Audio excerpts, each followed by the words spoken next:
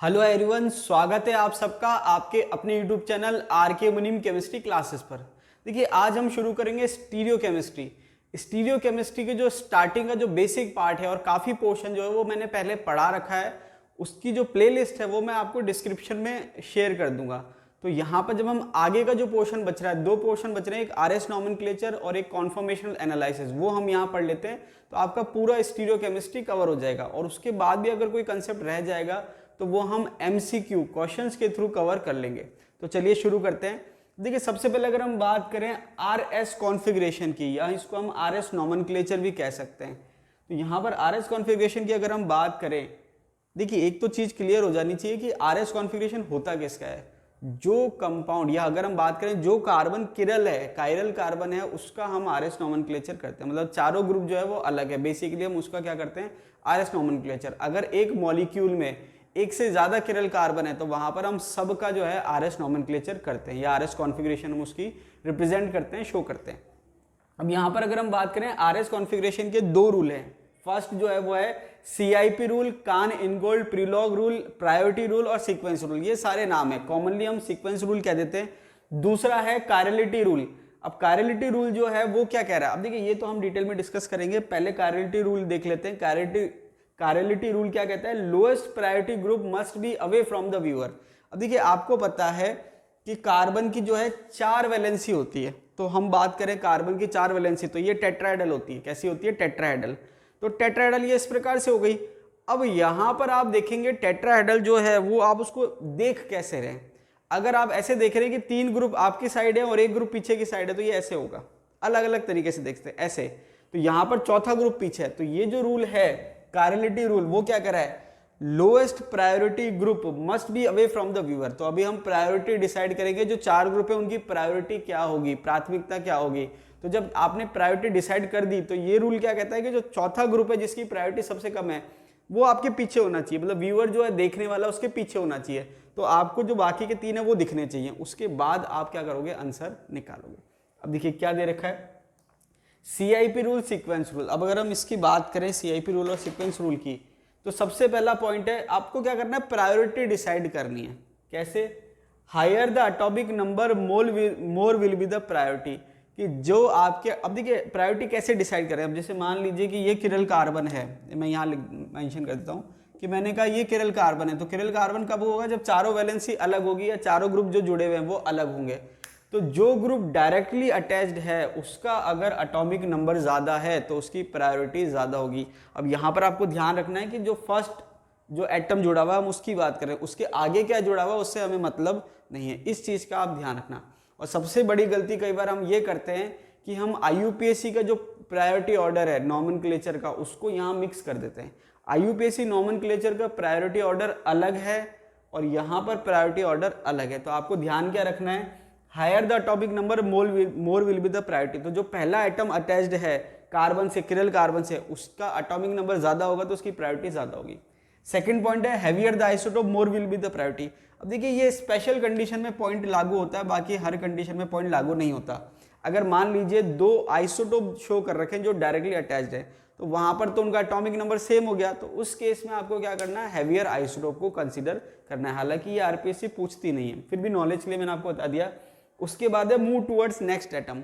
अगर 2 एटम जो directly attached हैं वो सेम है, अब जैसे मैं एग्जांपल के लिए बताता हूँ, जैसे मान लीजिए कि ये फ्लोरीन है, ये क्लोरीन है, ये कार्बन है और ये कार्बन है एक बार को।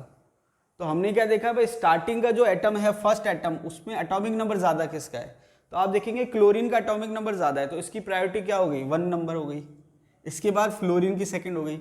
अब थर्ड पे कार्बन दोनों सेम है, तो थर्ड पे कार्बन दोनों सेम है, तो हम क्या करेंगे, इसको प्रायोरिटी डिसाइड नहीं कर सकते। अब उसके बाद आपको क्या करना है, मूव टुवर्ड्स नेक्स्ट एटम। और नेक्स्ट एटम कौन सा, हाईएस्ट एटॉमिक नंबर वाला। नेक्स्ट एटम भी कौन सा है, स्टार्टिंग किससे माननी है, हाईएस्ट एटॉमिक नंबर। तो हाईएस्ट एटॉमिक नंबर का मतलब ये हो गया, जैसे मान लीजिए मैंने कहा ये CH3 है और ये CH2CH3 है।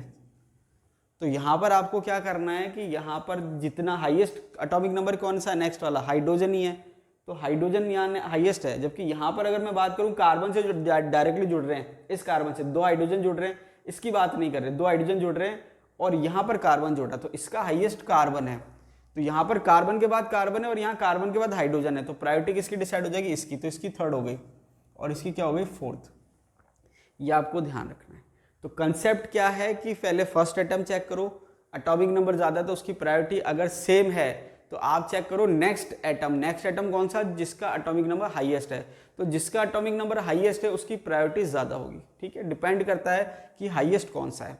अब इसके बाद अगर हम बात करें नेक्स्ट पॉइंट की, अब देखिए और एग्जाम्पल जब आप करोगे उससे आपको क्लियर हो जाएंगे कंसेप्ट।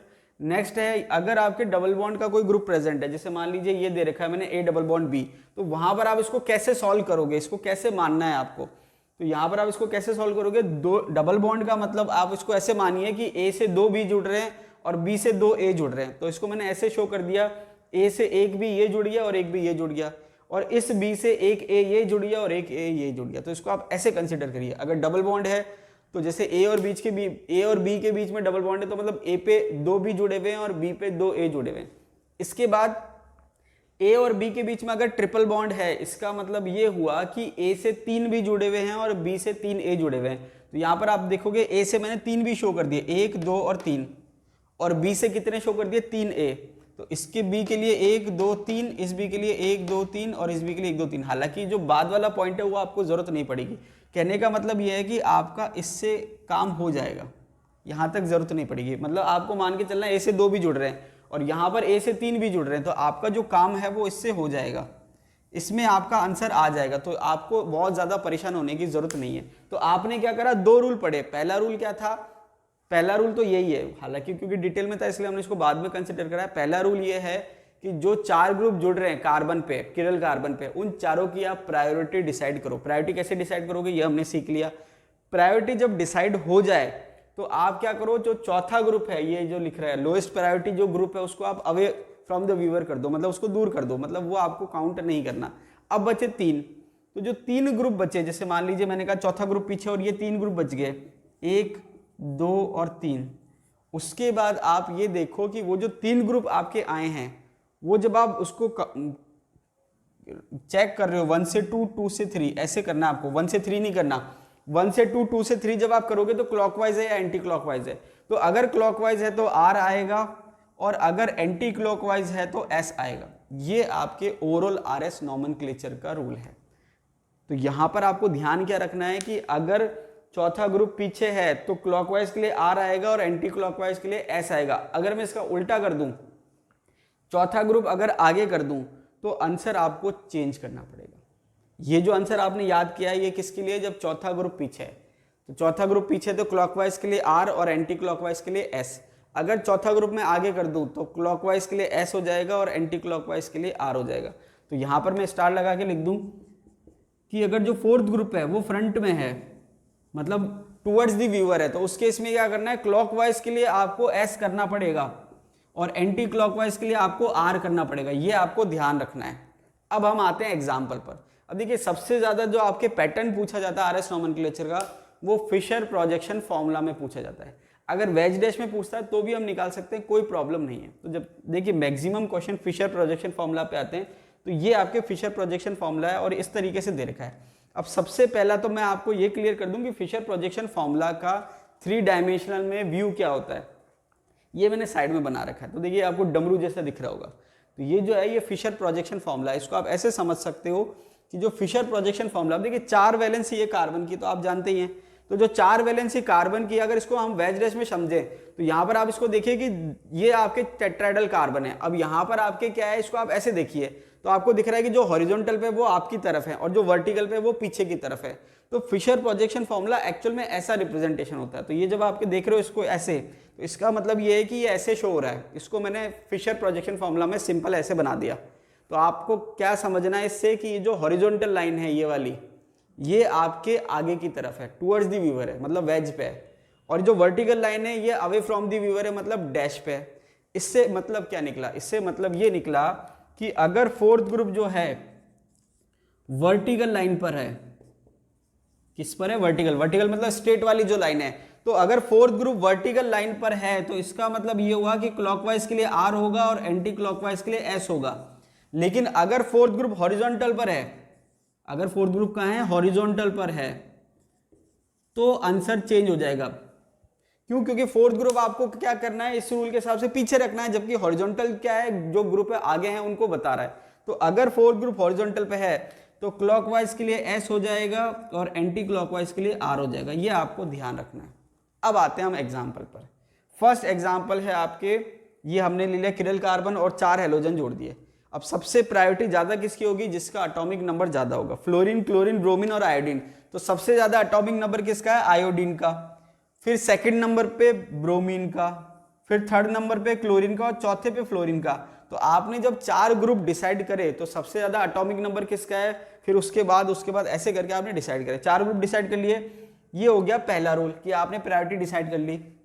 दूसरा रूल क्या कहता है कि फोर्थ ग्रुप जो है पीछे की साइड होना चाहिए, और फिशर प्रोजेक्शन फॉर्मूला में जो वर्टिकल लाइन है वो आपके पीछे की साइड होती है। इसका मतलब फोर्थ ग्रुप अगर वर्टिकल पे है तो आंसर आपको, जो आपका स्टार्टिंग में आंसर है वो ये रखना है। मतलब क्या है? क्लॉकवाइज के लिए आर और एंटी क्लॉकवाइज के लिए एस। क्लॉकवाइज और एंटी क्लॉकवाइज करते समय ध्यान रखना कि 1 2 3 ऐसे ही चलना है, 1 3 2 नहीं चलना। तो अब ये फोर्थ ग्रुप को तो भूल जाओ। अब देखिए फोर्थ ग्रुप से हमें मतलब नहीं है, इसको छोड़ दो। तो अब 1 2 3 कैसे आ रहे हैं? ये ऐसे आ रहे हैं, तो ये आपके आर आएगा क्योंकि क्लॉकवाइज आ रहा है। अब यहां पर जब आप फोर्थ ग्रुप को छोड़ रहे हो तो काउंटिंग में उसको काउंट नहीं करना है, मतलब 1 2 3 ही करना है, 1 3 2 भी नहीं करना। और फोर्थ को तो भूल ही जाओ कि है ही नहीं, ये आपके आंसर आ जाएगा क्लॉकवाइज। उसके बाद सेकंड, अगर हम एग्जांपल की बात करें, साइड में बना रखा है हमने, तो यहां पर अगर आप प्रायोरिटी दोगे तो देखिए प्रायोरिटी सेम ही है जो मैंने दे रखी है। तो प्रायोरिटी की अगर मैं बात करूं तो 1 इसकी हो जाएगी, 2 इसकी हो जाएगी, 3 इसकी हो जाएगी और 4 इसकी हो जाएगी। ये मैंने प्रायोरिटी दे दी। अब प्रायोरिटी देने के बाद अगर मैं इसको चेक करूं तो देखिए यहां पर फोर्थ ग्रुप जो है वो आपके हॉरिजॉन्टल पे आ रहा है। हॉरिजॉन्टल का मतलब ये है कि आगे की तरफ है। तो अगर आगे की तरफ है तो आपको आंसर चेंज करना है। आंसर चेंज करने का मतलब क्लॉकवाइज के लिए एस होगा और एंटी क्लॉकवाइज के लिए आर होगा। अब आप फोर्थ को तो भूल जाओ, 1 2 3 करो तो 1, अब ऐसे नहीं करना पास वाला, 1 2 3 ऐसे होगा, इसको तो भूल जाओ। तो 1 2 3 ऐसे आ रहा है, तो क्लॉकवाइज का आर होता है, लेकिन ये आपके कहाँ है? हॉरिजॉन्टल पे, तो ये क्या हो जाएगा? एस। ये आपको इस तरीके से आर एस नॉमेनक्लेचर करने हैं। अब इसके बाद मान लीजिए ये एक एग्जाम्पल है, तो इस केस में क्या होगा? आपके 2 किरल कार्बन है, तो आपको दोनों का बताना है कि कौन सा आर होगा और कौन सा एस होगा। चेक कर लेते हैं। सबसे पहले ऊपर वाले किरल कार्बन की बात करते हैं। अब देखिए कई बार क्या होता है, इस तरीके से दे रखा होता है तो आपको क्या है, आंसर निकालना थोड़ा मुश्किल हो जाता है, क्योंकि आपको लगता है कि भाई ग्रुप कैसे हैं। तो आप क्या करो, उसको सेपरेट कर लो। सेपरेट का मतलब जो 4 किरल कार्बन है उसको अलग कर लो, उसको सॉल्व करोगे तो आपके लिए थोड़ा आसान रहेगा। सेपरेट करके सॉल्व कर लो। देखिए मैं करके बताता हूँ आपको, उससे आपको समझ में आ जाएगा। तो देखिए यहाँ पर अगर हम बात करें फर्स्ट किरल कार्बन की, ये इस किरल कार्बन की बात कर रहा हूँ मैं, तो मैंने इसको अलग कर लिया। अलग करने के बाद क्या है कि जो ग्रुप है, सबसे पहले मैंने कहा OH है, उसके बाद मैंने कहा Br है, उसके बाद मैंने कहा H है, और ये जो है ये कार्बन ही तो है, तो मैंने कार्बन लिख दिया केवल एक बार को। अब मैं प्रायोरिटी डिसाइड करता हूँ, क्योंकि नेक्स्ट एटम की बात तो तब आएगी जब 2 एटम सेम होंगे। अब यहाँ पर मुझे दिख रहा है कि 2 एटम सेम नहीं है, तो मुझे आगे क्या जुड़ा हुआ उससे फिलहाल मतलब नहीं है। अब सबसे पहले अगर मैं प्रायोरिटी की बात करूँ तो ब्रोमीन का एटॉमिक नंबर ज़्यादा है, तो 1 नंबर इसको मिल जाएगा। फिर सेकंड नंबर पे ऑक्सीजन का एटॉमिक नंबर ज़्यादा है, क्योंकि डायरेक्टली वही अटैच्ड है, तो इसको प्रायोरिटी मिल जाएगी सेकंड नंबर पे। थर्ड पे कार्बन को, और फोर्थ पे हाइड्रोजन को। हाइड्रोजन अगर दिख रहा है तो लास्ट में ही जाएगा, कोई चेक करने की जरूरत नहीं है। अब आपने क्या करा, फोर्थ जो है वो कहाँ है? हॉरिजॉन्टल पर है। आंसर आपको चेंज करना पड़ेगा। तो फोर्थ को तो भूल जाओ, 1 2 3 करो, तो ये 1 2 3 कैसे आ रहा है? Anti clockwise. तो एंटी क्लॉकवाइज का नॉर्मली तो एस होता है, लेकिन क्योंकि ये हॉरिजॉन्टल पे है तो क्या हो जाएगा? आर। क्या हो जाएगा? आर। तो ये आपके ऊपर वाले का आ गया, तो ऊपर वाले का आंसर क्या आ रहा है? आर, मतलब ऊपर वाला किरल कार्बन आर है। अब नीचे वाले की बात करते हैं, तो नीचे वाला यहाँ कर देता हूँ मैं सॉल्व। ऊपर वाला कार्बन ही माना जाएगा, ये आपके नाइट्रोजन है, NH2 लिख देता हूँ, ये COOH है, COOH है, और ये आपके OH है। अब सबसे पहले अगर मैं बात करूं कि जो डायरेक्टली एटम अटैच्ड है उसके एटॉमिक नंबर किसका ज़्यादा है, तो यहाँ पर मैंने आपको बताया कि कई बार हम क्या करते हैं, IUPAC नॉमेनक्लेचर में देखिए अच्छा एसिड है, एसिड की तो प्रायोरिटी ज़्यादा होती है, वो गलती मत करना। पहले नंबर पे आप देखो एटॉमिक नंबर किसका ज़्यादा है, तो ऑक्सीजन का एटॉमिक नंबर ज़्यादा है तो 1 नंबर इसको मिलेगा। उसके बाद सेकंड नंबर पे आप देखोगे एटॉमिक नंबर नाइट्रोजन का ज़्यादा है तो 2 इसको मिलेगा। अब यहाँ पर क्या है कि 2 तक तो डिसाइड हो गया, तीसरे में क्या है, फर्स्ट एटम कार्बन है, तो हम नेक्स्ट एटम पे जाएंगे, वो भी हाईएस्ट वाला। ठीक है, तो यहाँ पर मैंने कहा फर्स्ट एटम तो कार्बन है, इसको मैं थोड़ा सा ऐसे लिख देता हूँ, ये डबल बॉन्ड O है और ये OH है। अब कार्बन के बाद इसका नेक्स्ट हाईएस्ट ऑक्सीजन है। अब इसमें मैं देखूं अगर ऊपर वाले पे, तो ये जो कार्बन है इस पे हाईएस्ट एटम कौन सा जुड़ा हुआ है एटॉमिक नंबर वाला, तो आप देखोगे ब्रोमीन जुड़ा हुआ है, तो इसका नेक्स्ट हाईएस्ट जो है वो ब्रोमीन है और इसका नेक्स्ट हाईएस्ट ऑक्सीजन है। तो प्रायोरिटी किसकी ज्यादा है, ब्रोमीन की। अब यहां पर भले ही आप 3 ऑक्सीजन जोड़ दो, 4 ऑक्सीजन जोड़ दो, उससे मतलब नहीं है, फर्स्ट हाईएस्ट की बात हो रही है। तो फर्स्ट हाईएस्ट इसका ब्रोमीन है और इसका फर्स्ट हाईएस्ट ऑक्सीजन है, तो प्रायोरिटी इसको मिलेगी। तो ये 3 नंबर पे आ गया और ये आ गया चौथे नंबर पे। तो अब आपके चौथे नंबर पे आ गया, वो भी कहाँ आ रहा है, हॉरिजॉन्टल पे आ रहा है, तो आपको आंसर चेंज करना पड़ेगा। तो ये आपके हो गया 1 2 3, क्लॉकवाइज हो रहा है, तो क्लॉकवाइज का नॉर्मली आर होता है, लेकिन हॉरिजॉन्टल पे आने से क्या हो जाएगा, एस। क्या हो जाएगा, एस। तो अब आपके क्या आ रहा है, आर और एस आ रहा है। लेकिन आप एक चीज ध्यान रखना कि जब इस तरीके से आए, हालांकि ऐसा देगा नहीं, आरपीसी नहीं देगी क्योंकि थोड़ा सा एक लेवल हायर का क्वेश्चन है, लेकिन आप ध्यान रखना कि कई बार क्या होता है, नॉमेनक्लेचर आता है। अब देखिए बच्चे को दिमाग में आता है कि सर आईयूपीएसी नॉमेनक्लेचर हमारे सिलेबस में है या नहीं, तो मैं आपको एक चीज क्लियर कर दूं कि वैसे कोई अलग से टॉपिक नहीं है आईयूपीएसी नॉमेनक्लेचर, लेकिन अगर आपके स्टीरियो है तो वहां पर वो ईजेड और आरएस में नॉमेनक्लेचर पूछता ही पूछता है, तो उसमें थोड़ी बहुत आईयूपीएसी भी आ जाती है, ठीक है। हालांकि वहाँ आरएस और ईजेड से आपका आंसर आ जाएगा।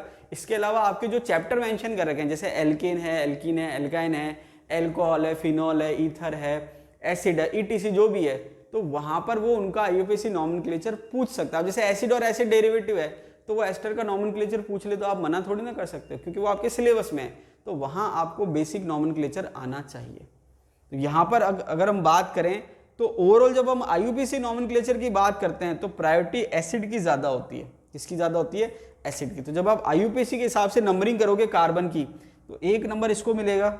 हालांकि ऐसा लिखा हुआ नहीं रहता, सीओएच ऊपर ही लिखते हैं, लेकिन फिर भी अगर ऐसा लिखा हुआ हो तो बता रहा हूं मैं, 2 नंबर इसको मिलेगा और 3 नंबर इसको मिलेगा। तो जब आप इसको लिखोगे, ये तो आपने डायग्राम में निकाली है, तब जब आप इसको लिखोगे तो आपको कैसे लिखना पड़ेगा कि 2 तो एस है और 3 आर है, ऐसे लिखना पड़ेगा। तो वहां पर आपको आईयूपीएसी नंबरिंग का ध्यान रखना पड़ेगा कि कौन से नंबर का कार्बन कौन सा है। तो अब आपको देखने में तो क्या लग रहा था, आर एस है, लेकिन जब आप आईयूपीएसी नंबर करोगे तो एस आर हो जाएगा। तो ये चीजें आपको ध्यान रखनी है और आपको प्रायोरिटी का सबसे ज्यादा ध्यान रखना है। और उसके बाद ये ध्यान रखना है कि फोर्थ ग्रुप जो है वो व्यूअर के पीछे है या व्यूअर के आगे है। अब इसके बाद मान लीजिए एक एग्जाम्पल हम और ले लेते हैं, वेज डैश के हिसाब से ले लेते हैं। तो जैसे मैंने कहा कि भाई ये वेज डैश ले लेते हैं,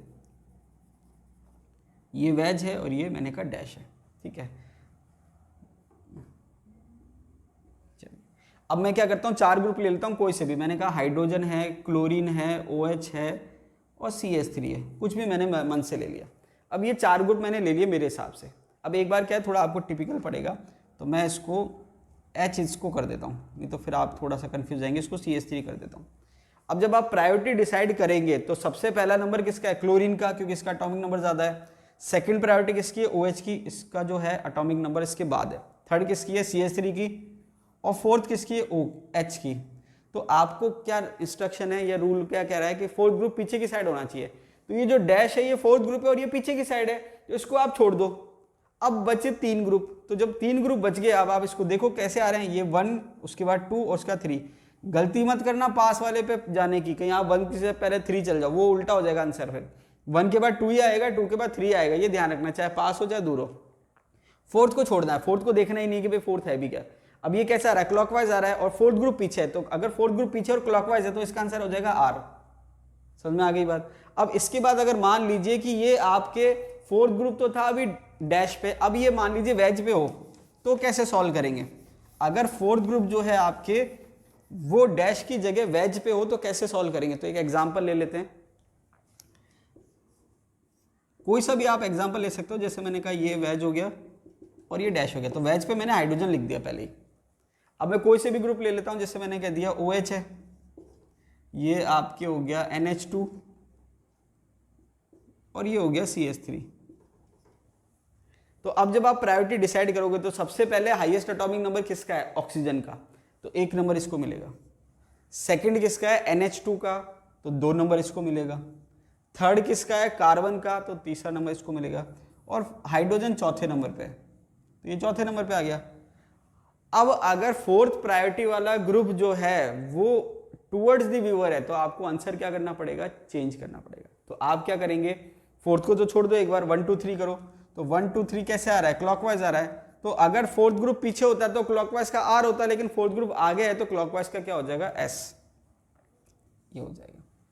अब आप एक चीज़, अब देखिए अभी बहुत ज़्यादा टाइम नहीं है समझाने का, इसलिए मैं बहुत ज़्यादा डिटेल में नहीं समझा रहा, केवल टू द पॉइंट समझा रहा हूँ ताकि आपका जो एग्जाम में क्वेश्चन है वो सॉल्व हो जाए। लेकिन अगर आप कभी समझने के पॉइंट ऑफ व्यू से समझें तो आप तसल्ली से बैठ के सोचेंगे तो आप देखेंगे ये ऐसा हो क्यों रहा है। देखिए रूल किसी और ने नहीं बनाए, हमने ही बनाए। कहने का मतलब ये कि अगर कोई मॉलिक्यूल है, उसकी कोई स्ट्रक्चर फिक्स है, स्ट्रक्चर का मतलब पोजीशन फिक्स है ग्रुप्स की, तो उसका मान लीजिए कि ये मैंने क्या करा 4 ग्रुप है, हालांकि अभी मैं डिटेल में नहीं समझा पा रहा, बाद में कभी देखेंगे। तो ये मैंने कहा 4 ग्रुप है, एक बार समझने के लिए बता देता हूँ, ये 4 ग्रुप है। अब इसकी जो कॉन्फ़िगरेशन है वो फिक्स है। अब अगर मैं इसको कैसे ही देखूँ तो मेरे जो नियम है नॉमेनक्लेचर के वो ऐसे होने चाहिए कि मैं इसको कैसे ही देखूँ मेरा आंसर सेम आना चाहिए। ये चीज़ मैं आपको समझाना चाह रहा हूँ। अब जैसे मान लीजिए कि मैंने कहा ये 4th ग्रुप है, तो ये आपके पीछे की साइड है, और अब इसको मैं पीछे कर देता हूँ मेरे लिए भी, तो ये 1 है, ये 2 है और ये 3 है मान लीजिए। तो ये आपको कैसा दिख रहा है? क्लॉकवाइज दिख रहा है, क्योंकि आपके 4th ग्रुप पीछे है, तो आपके लिए कैसा है? क्लॉकवाइज है। अब मैं इसको यहाँ से देख रहा हूँ तो आपके लिए क्लॉकवाइज है, लेकिन मेरे को कैसा दिख रहा है? Anti clockwise. कहने का मतलब आपके लिए 4th ग्रुप पीछे है तो आपको क्लॉकवाइज दिख रहा है, लेकिन मेरे लिए 4th ग्रुप आ गया तो मुझे एंटी क्लॉकवाइज दिख रहा है। इसका मतलब क्या है कि मॉलिक्यूल वही है, आप वहां से देख रहे हो, मैं यहाँ से देख रहा हूँ, तो आपके लिए रूल अलग है, मेरे लिए रूल अलग है। आपके लिए रूल क्या है कि 4th ग्रुप पीछे तो क्लॉकवाइज के लिए आर, और मेरे लिए रूल क्या है 4th ग्रुप आगे तो क्लॉकवाइज के लिए एस। ये चीज मैं आपको समझाना चाह रहा हूँ। तो ये जब आप इमेजिनेशन करेंगे तो समझ में आ जाएगा। अभी हमारे लिए फर्स्ट ग्रेड के स्कूल लेक्चर के हिसाब से इतना इनफ है। तो ये आपके आरएस नॉमेनक्लेचर है। तो आप जितने भी एग्जाम, देखिए कितने एग्जाम्पल आएंगे उसमें मेन जो काम है आपका वो प्रायोरिटी डिसाइड करना है, और बहुत ज़्यादा टिपिकल नहीं होती है। अगर आप ढंग से करेंगे तो आपका जो है प्रायोरिटी डिसाइड हो जाएगी, आसान है। बस कई बार क्या होता है सिली मिस्टेक्स कर देते हैं। एक तो हमको डबल बॉन्ड या मल्टीपल बॉन्ड सॉल्व करना नहीं आता, वो मैंने आपको बता दिया कैसे करना है। और एक कई बार क्या होता है हम आईयूपीएससी की प्रायोरिटी को मिक्स कर देते हैं, वरना बहुत ज़्यादा टिपिकल नहीं है। और एक बार प्रायोरिटी डिसाइड कर ली तो बस आपको केवल इतना ध्यान रखना है कि 4th ग्रुप जो है आगे की साइड है या पीछे की साइड है। और फिशर है तो और सिंपल है, वर्टिकल है तो सेम रखो और हॉरिजॉन्टल है तो चेंज कर दो।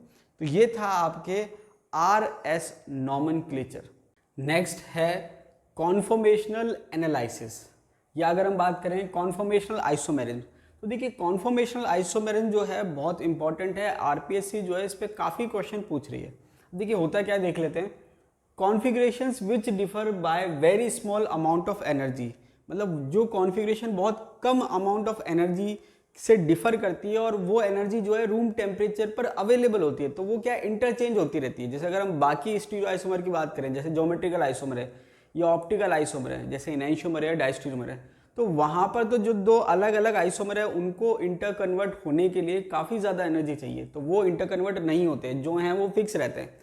लेकिन यहाँ पर जो कॉन्फ़िगरेशन है वो कंटिन्यूसली क्या होती है, चेंज होती है, क्योंकि एनर्जी बैरियर है लेकिन बहुत कम है, और उतना एनर्जी बैरियर जो है रूम टेम्परेचर पर इतनी एनर्जी अवेलेबल होती है। Are given a special name as conformations and the stereo isomer are known as conformers.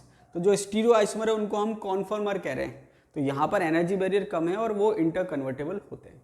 आगे दे रखा है the study of the energy changes, किसका? एनर्जी का change, that takes place during the rotation about carbon carbon bond is known as conformational analysis. तो conformational analysis पे question आ रहे हैं, और यहाँ पर आप ध्यान रखना कि जो रोटेशन है वो कार्बन कार्बन सिंगल बॉन्ड पे है, क्योंकि डबल बॉन्ड पे रेस्ट्रिक्टेड रोटेशन होता है, इसलिए ज्योमेट्रिकल आइसोमर शो होती है। अब यहाँ पर अगर हम बात करें कॉन्फॉर्मेशनल आइसोमर्स की या कॉन्फॉर्मेशनल एनालिसिस की, तो उसको हम कैसे स्टडी करें? तो जैसे ये दे रखा है कॉन्फॉर्मेशनल एनालिसिस ऑफ इथेन। अब इथेन की अगर हम बात करें तो ये आपकी न्यूमैन प्रोजेक्शन है, फ्रंट व्यू है ये।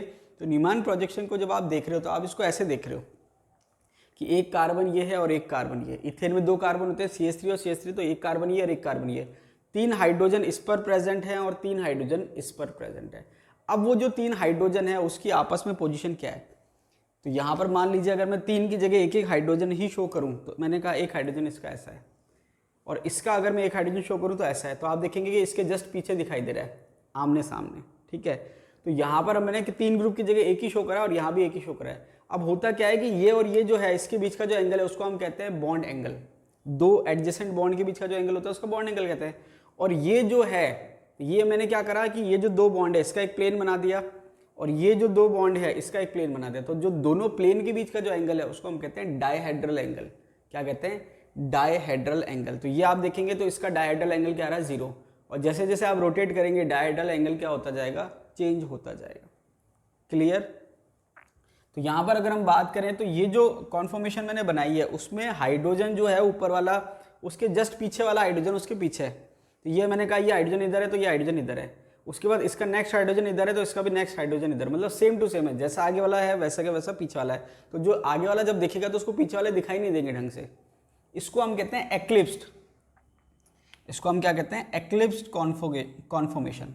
दूसरी बात यह है कि जब आप इसको देखते हो एक्लिप्स कॉन्फॉर्मेशन को, तो ये हाइड्रोजन और ये हाइड्रोजन पास पास है, और जब ऐसे करोगे तो दूर दूर हो जाएंगे। तो जब ये पास पास हैं तो इनमें जो रिपल्शन है वो ज़्यादा होता है।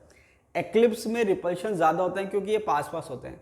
तो रिपल्शन ज़्यादा होने की वजह से एनर्जी ज़्यादा होती है, स्टेबिलिटी कम होती है। तो यहाँ पर आप क्या ध्यान रखोगे, एक्लिप्स जो है वो लीस्ट स्टेबल है, स्टेबिलिटी कम है, और इसकी एनर्जी जो होती है वो क्या होती है? ज़्यादा होती है।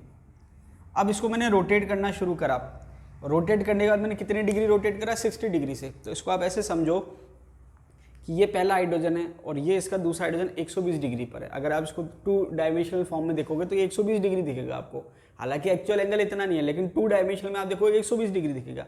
तो पीछे वाला जो था वो ऐसे अगर था तो ये इसके एक्लिप्स फॉर्म में था, बिल्कुल जीरो एंगल, और जब आप इसको 60 डिग्री से रोटेट करोगे तो ये 2 हाइड्रोजन जो दिख रहे हैं उसके बीच में दिखाई देगा आपको। तो मैंने क्या करा, इसको 60 डिग्री से रोटेट करा। तो जब 60 डिग्री, फ्रंट वाले को नहीं पीछे वाले को रोटेट करा, तो जब 60 डिग्री से रोटेट करा तो आप देखेंगे कि ये जो हाइड्रोजन फ्रंट वाले हैं ये तो आपको ऐसे दिख रहे हैं, ये भी तीनों के बीच में 120 डिग्री का एंगल दिख रहा है, और पीछे वाले जो है उनके बीच में भी 120 का एंगल दिख रहा है, लेकिन जो डायहेड्रल एंगल है वो 60 डिग्री हो गया है। और ये जो 60 डिग्री की कंडीशन है वो क्या है कि जब ये 0 था तो हाइड्रोजन सबसे पास थे, मतलब सबसे कम डिस्टेंस पे थे, और जब ये 60 डिग्री हो गया तो अब ये जो 2 हाइड्रोजन है ये मैक्सिमम डिस्टेंस पे हैं। तो ये मोस्ट स्टेबल कॉन्फॉर्मेशन है इसकी। तो यहाँ पर आप देखेंगे जो स्टैगर्ड है वो मोस्ट स्टेबल है, केवल इथेन की बात कर रहे हैं फिलहाल। तो ये लीस्ट स्टेबल और ये मोस्ट स्टेबल, इसकी एनर्जी ज़्यादा है और इसकी एनर्जी कम है, ये हम बात कर रहे हैं। तो ये हमने बात करी। अब जब आप वापस से 60 डिग्री रोटेट करोगे तो वापस से एक्लिप्स आ जाएगा, ये वाला आ जाएगा, तो फिर वापस से करोगे तो मतलब ये चलता रहेगा। तो इसका हमने एनर्जी लेवल डायग्राम जो है वो यहाँ बनाया, मतलब जो एनर्जी प्रोफाइल डायग्राम है वो यहाँ बनाया। इसको आप ऐसे देखो कि जब 0 डिग्री है तो एक्लिप्स है, ये वाला हमने कह दिया, तो एक्लिप्स की एनर्जी ज़्यादा है, तो ये हमने इसकी एनर्जी ज़्यादा दिखा दी। फिर उसका 60 डिग्री रोटेट करा, स्टैगर्ड हो गया, फिर एक्लिप्स हो गया, फिर स्टैगर्ड हो गया, एक्लिप्स स्टैगर्ड, ऐसे चलता जाएगा। तो जैसे जैसे आप 60 डिग्री रोटेट करते जाओगे तो एक्लिप्स से स्टैगर्ड, स्टैगर्ड से एक्लिप्स, ऐसे चलता जाएगा। यहाँ पर एक चीज़ ध्यान रखना है कि जो स्टैगर्ड है ऐसा नहीं है कि उसकी एनर्जी बिल्कुल कम है, लेकिन यहाँ पर हम केवल एनर्जी का जो बैरियर है वो बता रहे हैं कि दोनों में कितना डिफरेंस है। तो यहाँ पर आपकी जो एनर्जी डिफरेंस है ये जितने भी ऊपर वाले हैं ये सारे बता रहे हैं एक्लिप्स को। किसको बता रहे हैं? एक्लिप्स को। और जितनी भी नीचे वाली है वो सब किसको बता रही है? स्टैगर्ड को।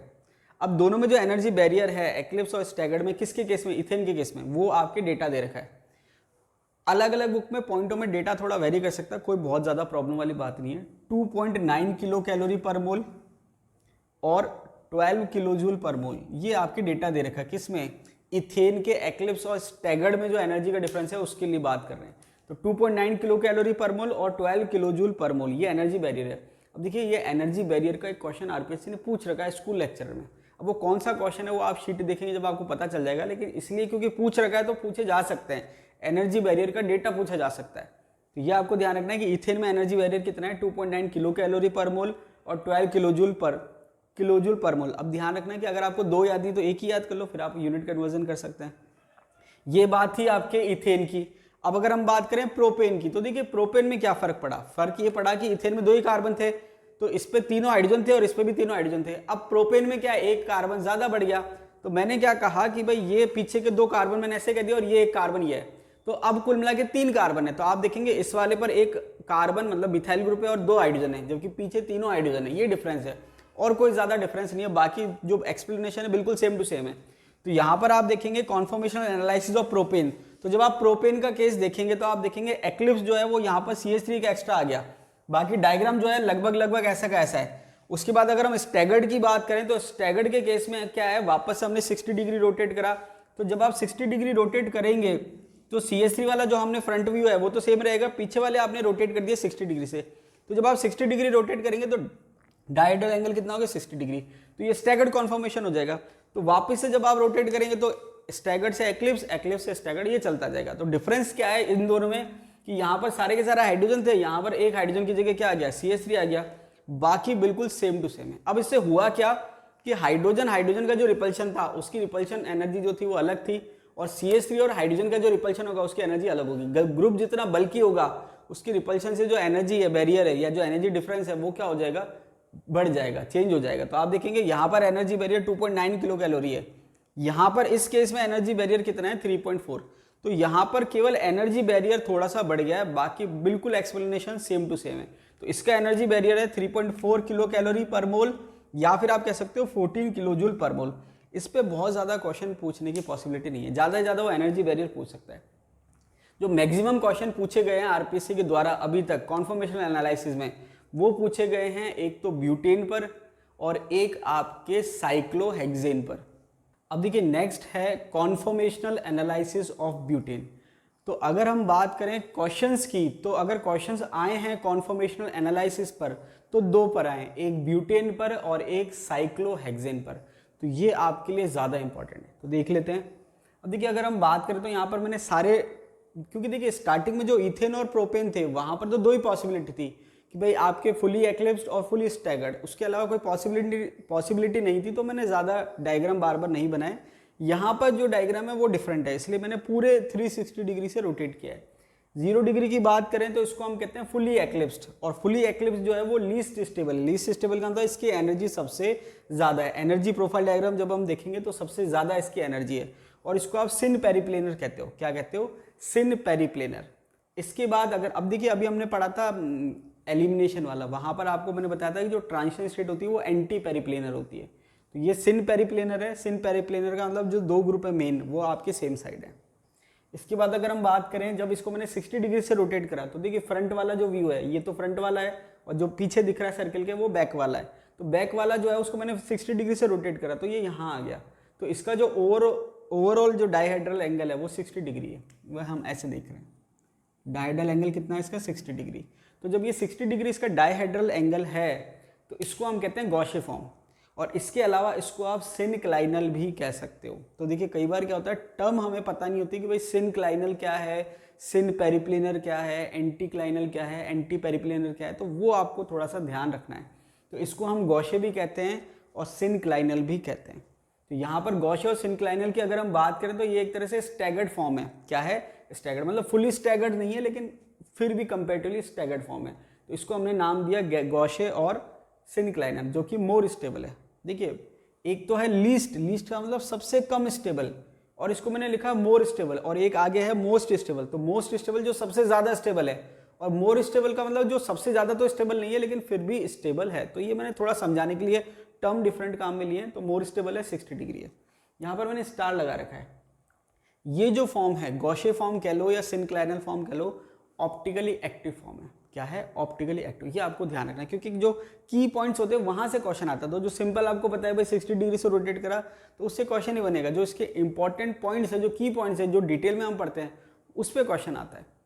अब इसके बाद उन्हें वापस से 60 डिग्री रोटेट करा तो ये आ गया। तो इसको हम कह रहे हैं एक्लिप्स्ड। तो ये तो था फुली एक्लिप्स्ड और ये है एक्लिप्स्ड। इसको हम सिंपल स्टैगर्ड भी कह सकते हैं, और वो फुली स्टैगर्ड है। लेकिन स्टैगर्ड की जगह गॉशे टर्म काम में ले रखा है और सिनक्लाइनल टर्म काम में ले रखा है। एक्लिप्स की बात करें तो ये एंटीक्लाइनल है। तो इसको आप ऐसे याद रखो, फुली स्टैगर्ड तो अलग हो गया, और स्टैगर्ड अगर है, फुली स्टैगर्ड का मतलब 180 डिग्री का एंगल है। ये CH3 और CH3 180 डिग्री का, और सिंपल स्टैगर्ड की अगर हम बात करें तो एंगल 60 डिग्री का हो सकता है। तो 60 डिग्री का जो एंगल है वो स्टैगर्ड है, या फिर हम कह सकते हैं 180 डिग्री का जो एंगल है वो भी क्या है? स्टैगर्ड है। अब 180 डिग्री तो क्या फुली स्टैगर्ड है, और ये आपकी 60 डिग्री हो गया। तो 60 डिग्री भी स्टैगर्ड है और 180 डिग्री फुली स्टैगर्ड है। 0 डिग्री एक्लिप्स है और 120 डिग्री ये फुली एक्लिप्स्ड है और ये एक्लिप्स्ड है। तो यहाँ पर दो कंडीशन चल रही है, फुली एक्लिप्स्ड, फुली स्टैगर्ड, एक्लिप्स और स्टैगर्ड। तो स्टैगर्ड को तो हमने सिनक्लाइनल कह दिया, और ये एक्लिप्स है, इसको हम क्या कह रहे हैं? एंटीक्लाइनल। तो ये आपको टर्म ध्यान रखनी है। मैं आपको समझाने के लिए बार बार इंपॉर्टेंस या जोर इसलिए दे रहा हूँ कि इस पर क्वेश्चन आ चुके हैं। आप देखेंगे प्रीवियस ईयर के क्वेश्चन तो वहाँ आपको मिल जाएंगे। ये 120 डिग्री है, ये लेस स्टेबल है। इसके बाद अगर हम बात करें, वापस से मैंने 60 डिग्री रोटेट करा, ये आ गया फुली स्टैगर्ड जो कि मोस्ट स्टेबल है। इसके बाद वापस से 60 डिग्री करा तो ये आ गया एक्लिप्स्ड, लेस स्टेबल है। अब देखिए इसको आप एंटीक्लाइनल कह सकते हो, लेकिन मेनली इसको कहते हैं, समझ आ रही बात? एक्लिप्स्ड को आप दोबारा से एंटीक्लाइनल यहाँ मैं लिख सकता था, लेकिन अगर कोई पूछे एंटीक्लाइनल के लिए डायहेड्रल एंगल कितना है तो आप 120 डिग्री कहोगे, उसको भी आप एंटीक्लाइनल कह सकते हो, लेकिन फर्स्ट प्रायोरिटी इसकी है। ऐसे ही आपको इसको गॉसियो सिंक्लाइनल है, यहाँ पर मैंने कह दिया गॉसियो केवल, लेकिन इसको आप सिंक्लाइनल कह सकते हो, लेकिन मेन प्रायोरिटी किसकी है, इसकी। ठीक है, तो ये आपके गॉसियो हो जाएगा वापस से। उसके बाद क्या आ जाएगा, 0 डिग्री। अब यहाँ पर खास बात ये है कि इसका एनर्जी प्रोफाइल डायग्राम भी हम देखेंगे। इसके अलावा जो चीज़ है वो ये है कि जो मैंने बताया आपको, सिंक्लाइनल या गॉसियो फॉर्म ऑप्टिकली एक्टिव है। तो ऑप्टिकली एक्टिव है तो एक फॉर्म ये है और एक फॉर्म ये है, ये दोनों आपस में क्या है, मिरर इमेज है। ठीक है, ये आपको ध्यान रखना है, ये दोनों आपस में क्या है, मिरर इमेज है। हालांकि ये ऑप्टिकली एक्टिव नहीं होता क्योंकि कॉन्फॉर्मेशन में वो रोटेट हो रहा है, तो वहाँ पर उसका जो एंगल ऑफ रोटेशन है वो 0 आएगा। लेकिन अगर आपसे कोई पूछ ले कि जो ब्यूटेन का कॉन्फॉर्मेशन है उसमें ऑप्टिकली एक्टिव फॉर्म कौन सी है या कायरल फॉर्म कौन सी है, तो आप कहोगे गॉसियो या सिंक्लाइनल। ये आपको ध्यान रखना है। ये मिरर इमेज मैंने आपको बता दी और ये पूरा डायग्राम बता दिया। अब इसका अगर एनर्जी प्रोफाइल डायग्राम देखें, 0 सबसे लेस स्टेबल है, उसकी एनर्जी सबसे ज़्यादा है।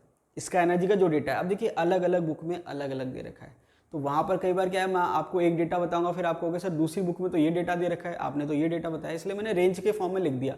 तो आपको बहुत ज़्यादा परेशान होने की जरूरत नहीं है, आपको एक रफ आइडिया होना चाहिए।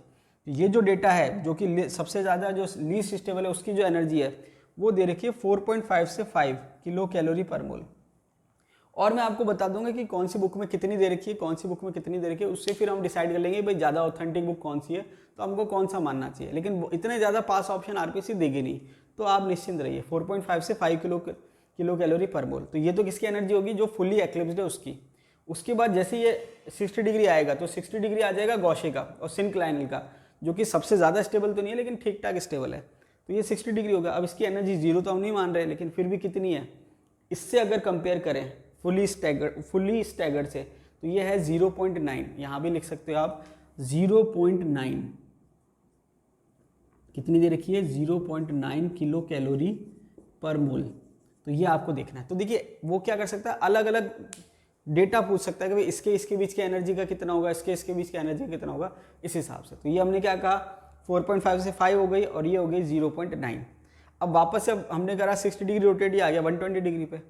तो 120 डिग्री की जो एनर्जी है वो ज़्यादा तो है लेकिन इससे कम है, मतलब ये लेस स्टेबल है लेकिन ये लीस्ट स्टेबल है, तो इसकी एनर्जी सबसे ज़्यादा है, इसकी एनर्जी थोड़ी कम आएगी। कितनी देर की है, 3.4 से लेके 3.6 किलो कैलोरी पर मोल। ये भी आपको ध्यान रखना है।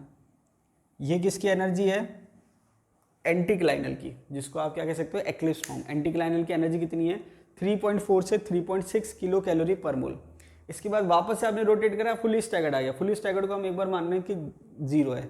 देखिए वैसे एक्चुअल में 0 नहीं होती, लेकिन हम क्या कर रहे हैं, अलग अलग कॉन्फॉर्मेशन की एनर्जी का डिफरेंस निकाल रहे हैं, इसलिए तो इसको मैं रेफरेंस 0 मान रहा हूँ, तब जाके एनर्जी का डिफरेंस निकल रहा है। इसका मतलब ये नहीं कि उसकी 0 है, समझ आ रही बात। तो ये जो एनर्जी बैरियर है, जो डिफरेंस है, वो हम निकाल रहे हैं, एनर्जी का डिफरेंस निकाल रहे हैं, एक्चुअल एनर्जी नहीं निकाल रहे। ठीक है, तो ये जो है ये एनर्जी का डिफरेंस है, किसमें, फुली एक्लिप्स और फुली स्टैगर्ड में।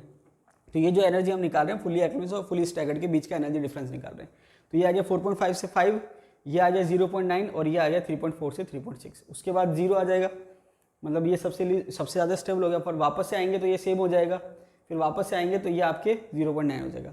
अब मान लीजिए क्वेश्चन इस टाइप से आए कि अभी तो हमने जो एनर्जी निकाली है डिफरेंस, वो निकाला है फुल्ली स्टैगर्ड से, 180 डिग्री से निकाला है डिफरेंस क्या है। अब वो ऐसे कह दे कि भाई इसके और इसके बीच की एनर्जी का डिफरेंस क्या होगा, तो इसकी एनर्जी जो है वो आपने कितनी मान रखी है, 3.4 से 3.6, और इसकी कितनी मान रखी है, 0.9। दोनों का डिफरेंस निकाल लो। तो ये भी पूछ सकते हैं क्वेश्चन, और जहाँ तक मुझे ध्यान है शायद एग्जाम में पूछ रखा है। हालांकि जो ऑप्शन है वो आप अकॉर्डिंग टू ऑप्शन करना पड़ेगा। तो ये जब आप निकालोगे तो आप क्या करोगे, टोटल की जो एनर्जी है उसमें से ये माइनस कर दो। तो 3.4 3.6 में से 0.9 माइनस कर दो। तो अगर मान लीजिए मैं एक बार 3.6 मानूँ, तो 3.6 माइनस 0.9, इसको जब आप सॉल्व करोगे तो कितना आएगा, 3.6 में से 3.9 माइनस करोगे तो 2.7 समथिंग आ जाएगा। और अगर आप 3.4 मानोगे तो और कम हो जाएगा थोड़ा सा, तो लमसम जो है अप्रॉक्सीमेट 2.7 किलो कैलोरी पर मोल आ जाएगा।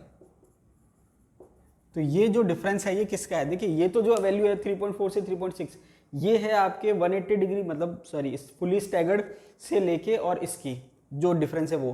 लेकिन अगर वो पूछ ले कि भाई सिंक्लाइनल और एंटीक्लाइनल की एनर्जी का डिफरेंस क्या है, तो वो अप्रॉक्सीमेटली 2.7 आएगा। तो ये आपके क्वेश्चन एग्जाम में आ चुके हैं, इसलिए इंपॉर्टेंट है। सिंक्लाइनल क्या है, एंटीक्लाइनल क्या है, ऑप्टिकली एक्टिव कौन सा है, एनर्जी बैरियर किसका क्या है, ये आपको क्लियर होना चाहिए, क्वेश्चन आरपीएससी ने पूछ रखे। तो ये जो था आपके ओवरऑल जो था ब्यूटेन का कॉन्फॉर्मेशनल एनालिसिस, ये कंप्लीट हो गया। अब देखिए लास्ट है कॉन्फॉर्मेशनल एनालिसिस ऑफ साइक्लोहेक्सेन। पहले अगर आपने वीडियो देखे होंगे तो थोड़ा बहुत मैंने आपको आइडिया पहले दे रखा है कि जो आपके साइक्लोहेक्सेन है वो फ्लिपिंग शो करता है। जब मैंने आपको एनएमआर की पीक्स पढ़ाई थी तो वहाँ मैंने आपको बताया था कि जो साइक्लोहेक्सेन है अगर हम बात करें तो ये चेयर फॉर्म इसकी जो है मोर स्टेबल है।